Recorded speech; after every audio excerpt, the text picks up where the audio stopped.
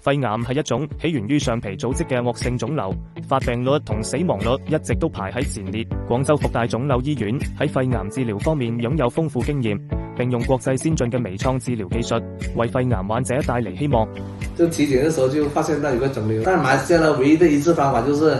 切除。就是我開始進來嘅時候就是開始做介入先啦，介入過後呢就做冷凍。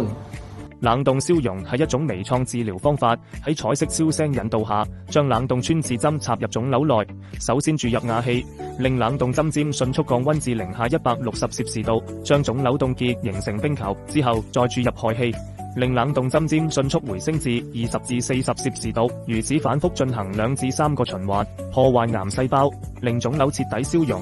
Doctor told us that she can have chemotherapy. At first, we hesitated because the Philippines, the chemotherapy treatment is very hard for the patient.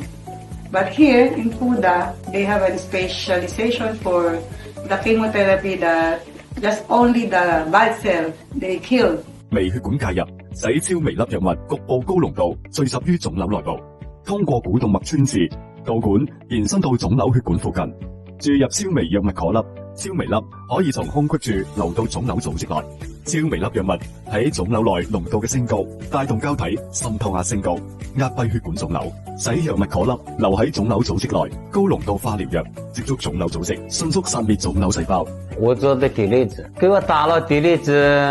治療了3次，我看 CT 好了80%左右。碘粒子治療係利用放射性碘125粒子喺 CT 掃描精確定為穿刺點之後，經由穿刺針將粒子植入腫瘤內唔同深度進行治療。呢啲粒子可以持續釋放直徑約1.5厘米嘅伽馬射線，